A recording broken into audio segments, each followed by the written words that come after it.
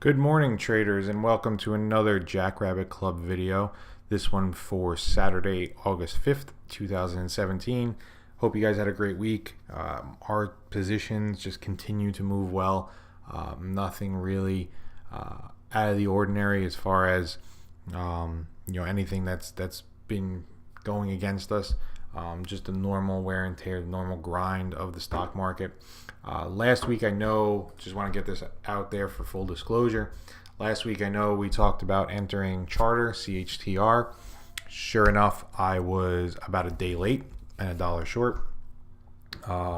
We could have entered, woulda, coulda, shoulda.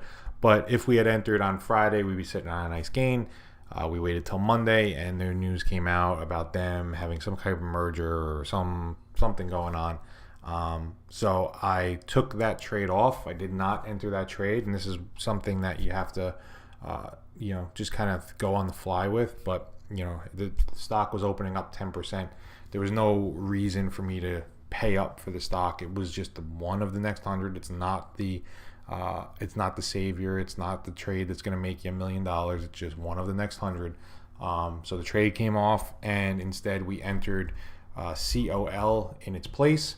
And sure enough, Friday or Monday morning, I was looking like an idiot because let's see, we go to the daily chart, and you could see that COL here was where we entered on Monday, and by the close of Monday, it was about a significant dollar amount lower. I think it was like $8 lower.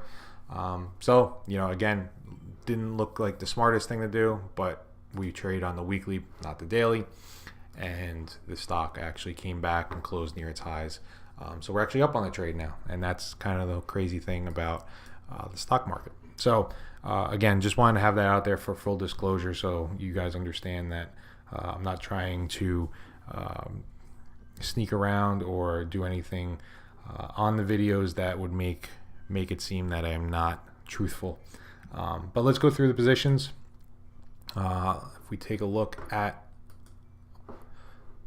all right, so before this video, I actually, right at the close of Friday, we exited DHR and DGX. DGX for a nice gain, DHR for a small loss.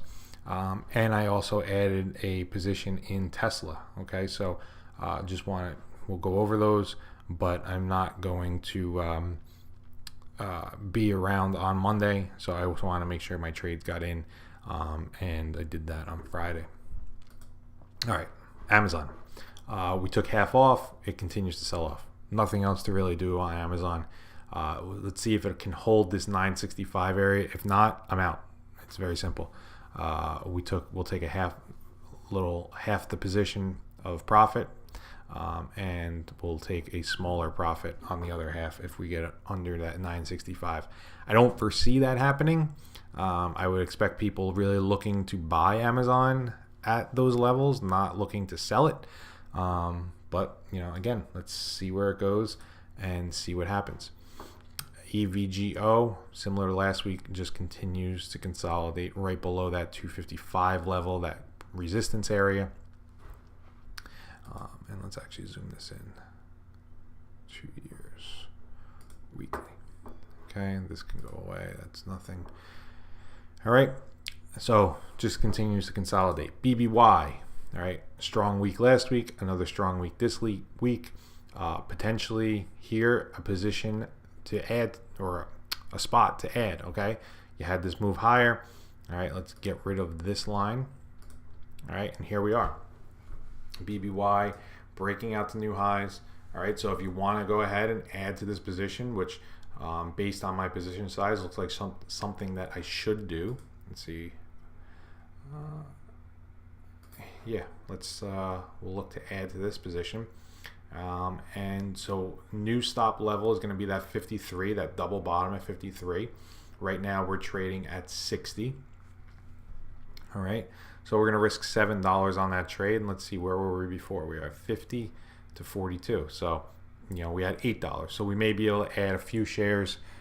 Nothing really substantial, and if it's not substantial where you're like almost doubling your position or at least a quarter of the previous position, I don't really do it just for the reason of it's going to cost me more in commissions than the 5 extra shares in the portfolio. So I'll take a look at that. But again, this is a position that if you're not in it already or you're looking for a spot to get in it, then this would be a good start. And I'm actually going to take some notes with an old-fashioned pen and paper just so I don't forget to take a look at this after the video.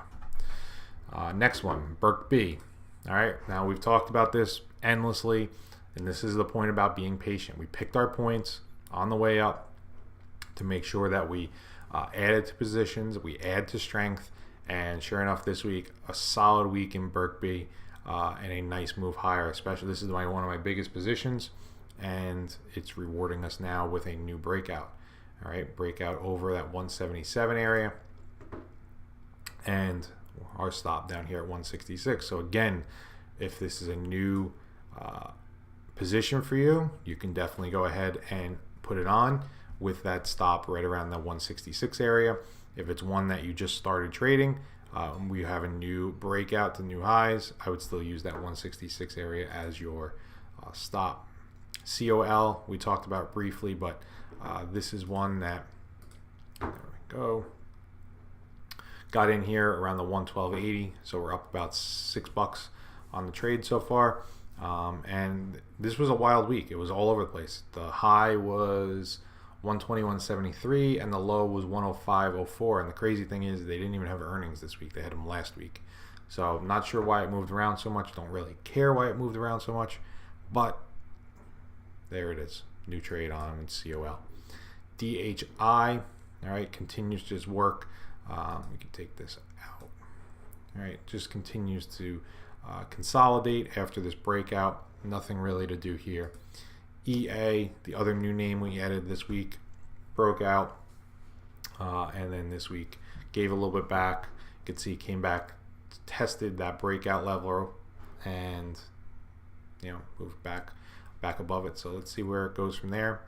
FedEx, after a few weeks of pullback, some selling, maybe the sign that this is getting ready to reverse with a green candle here. Buyers stepping in at these levels, and that would be great because if we can reverse, we can then identify maybe a higher consolidation level and look to potentially trail stops. GLW, all right, this one was looking good until last week where we had a huge sell-off. This week couldn't really get much going, but still holding above our stop, and we're still in it. So wouldn't be surprised based on this pattern to see this break down below last week's low, take out our stop this week, and look for an exit at the end of the week. But again, we trade price, not prediction, and we'll see what happens. HIG, again, with those financials, they're strong. This one, similar situation, just continues to work higher. Would love to see it go sideways and identify a new potential area for a stop. Not doing that right now. Also, position size and profits are not necessarily big enough to start trailing to the previous low. So for right now, just let it play out and see what happens. ICE, again, another financial. This one not showing as much strength this week. I think they actually had earnings. So some sideways, pullback. Maybe this is the low, maybe not, but let's just keep it on the radar and see what happens. ITW, took half off up here on ITW, have watched it pull back, and really, this is a point where I would want to see it reverse. It's right on that trend line. It tried to break below that trend line, now it's back above it, and trend line is nothing, it's arbitrary, but I still like that it's above this low here, the low of 140.109. That's really more my line in the sand, I guess you would say, more than a trend line. I'll never use a trend line to get out of a trade. It's always got to be a level. All right, think of levels as price and support, resistance. Those to me carry so much more weight than an arbitrary trend line because, as you can see, if I tighten this up, maybe something like that, where we use this low, and I wasn't really even planning that, but sure enough, we hit a new low. All right, so ITW, half a position on, looking for a reversal. If it can reverse off that trend line, maybe take out this high from last week, then maybe we can look to add to that position on a pullback versus a breakout, but we'll see what happens. JPM, thought we had a new breakout this week, and sure enough, it pulled back. So now you have 1, 2, and 3 resistance points, all within that 94, 94.50 area. So keep an eye on that level. But a new breakout here in JPM will trail stop up, and we'll add to that position. Microsoft, all right, just pulling back after this nice run, breakout, testing that breakout. Nothing really to do in Microsoft. Netflix, all right, took half off and just letting it kind of work. Let's see what happens as we go forward. RTN has moved now out of that consolidation and has been up 1, 2, 3, 4 consecutive weeks. Got in at 158, now trading 173, so up about 15 bucks. And again, the position size and profit is not enough yet for me to warrant starting to trail to previous lows. Tesla we'll come back to real quick. UNH, all right, this is one that we have been trailing from new lows. We've been long this back from October, right around the 147 area. Wish I had more. Wish I could have added on one of these breakouts, but never actually worked out that way. But what we are going to do here is trail that stop up once again to a new weekly low. That weekly low gets taken out. We're taking half the position off, and we will revisit it later. And last but not least, Win barely held on to that support area. You can see here, I thought we were getting out of Win at the end of this week, back midweek, but sure enough, this is why we use closing stops back above support, and just holding on barely. All right, so we got out 2 names. Those were DGX. Okay, DGX, we got out. We took a nice $750 profit, 1.89 R. So again, if you're risking $1,000 per trade, 1.89 would be $1,890. All right, 1.89 times the amount you're risking per trade. Everything in your portfolio should be based on risk, not arbitrary. All right, and that's something that we continue to go over. I think it's very important. Every trade should meet your criteria for risk, and it should also be equal in risk to all other trades in your portfolio. Okay, every trade I enter, there's a certain amount of risk that I'm willing to take on those trades. That's how I get my position size, and that's why I think if you start working in these R values, risk to reward essentially, it'll change the way you think about how you put on positions. It's not just, I'm going to buy 100 shares. It doesn't work that way. So we had a breakout, a rejection of that breakout. Okay, breakout, rejection of that breakout, sideways, and a move lower back below these lows. Could it come back into this 104 and bounce? Absolutely. Could it come to the trend line and bounce? Absolutely. But for right now, the trade is over for me. All right, and I will walk away with some nice profits. The other one, DHR. All right, we talked last week about it taking out the low. It did not take out this low, okay? But it is now firmly below our stop level of 81.50. The only reason I was using that low was because we had such a small margin between the close, which was like 81.40, and our stop level, which was 81.50, okay?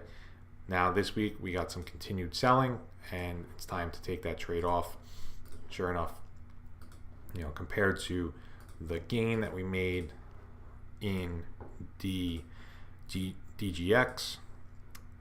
it's negligible, and that's the whole point. All right, small losses, and big wins. And last but not least, Tesla. All right, this is one that I got in on at the close on Friday. And so what are we thinking here? Because it's obviously not a breakout. Well, if you watch the previous video, I think this is a good area to see some strength as far as pullbacks. It seems to me that the markets are maybe starting to rotate. We have a lot of breakout trades that we could take. I'm taking the pullback trade just because I feel like it's been beaten up a little bit. Thinking that if the market starts to sell off, it's going to start selling off the names that have been continually going higher, and that money would rotate into Tesla. Also, as crazy as it sounds, I've never owned Tesla, so I thought it was a good opportunity to go ahead and do so, because looking at this, if we zoom out a little bit more, let's go to a 5-year weekly. All right, you had this big move up in Tesla, right? And this pattern right here kind of resembles this pattern, right? You had a big move up. Here's your big move up. You had a pullback. You had a pullback. And now you have this big candle, all right? And you have this big candle. So what happens after that? Well, it just makes new highs. All right, so this one is definitely choppier than most. And, you know, if we stay in this one, we're going to have a very small position. As you can see, I'm actually only long 9 shares based on where we're at, you know, with our stop. Our stop is all the way down here around 300. So risking about $55 per share. And the other reason that I think Tesla is a very good hold at this point, or buy, is look at this long period of consolidation. Okay, you went basically from February of 2014 to the breakout in April of 2017. All right, so say 3 years of just nothing. Hasn't done a thing. Now here we are, we broke out, we pulled back, and I think at this point, the people that were owning Tesla in here, they're not looking to sell. All right, after holding for 3 years, they're not looking to sell for a $50 profit. So I think this is a very strong base going forward, and, you know, we'll see. But again, price dictates what we do. Anything below 300, I'm out. But I think this is a good spot to dip your toe in the water in Tesla. The other one that I'm kind of holding off on, I would love to add Aflac or Allstate or CHB. All right, these are all great looking names.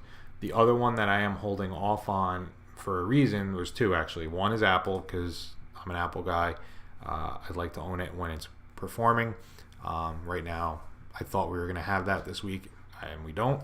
But the other one I'm looking at and I'm holding out for, see what happens next week, is Goldman. All right, similar situation where you have this pullback, this big move higher, and it's not a coincidence that it comes right back to previous resistance. All right, rounded bottom. If we had any more strength, like say we close like 232, you know, 233 maybe, we would have been in this name today. But for right now, it's not setting up. It's not breaking out.